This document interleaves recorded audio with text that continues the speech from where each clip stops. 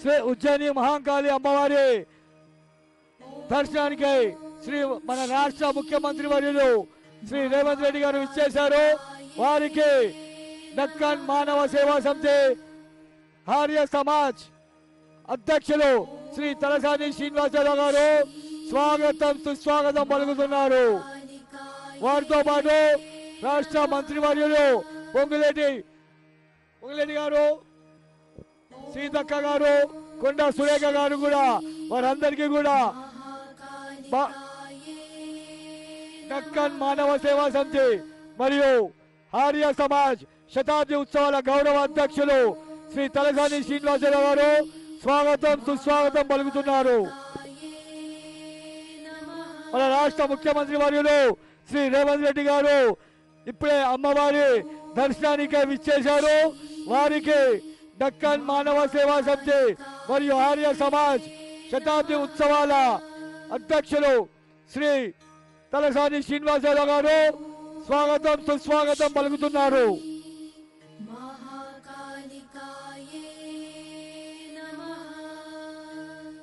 స్థానిక ఎమ్మెల్యే మరియు దక్కన్ మానవ సేవా సమితి ఆర్య సమాజ్ శతాబ్ది ఉత్సవాల గౌరవ అధ్యక్షులు వర్యులు శ్రీ తలసాని శ్రీనివాసరావు గారు మన రాష్ట్ర ముఖ్యమంత్రి వర్యులు శ్రీ రేవంత్ రెడ్డి గారికి స్వాగతం సుస్వాగతం పలుకుతున్నారు.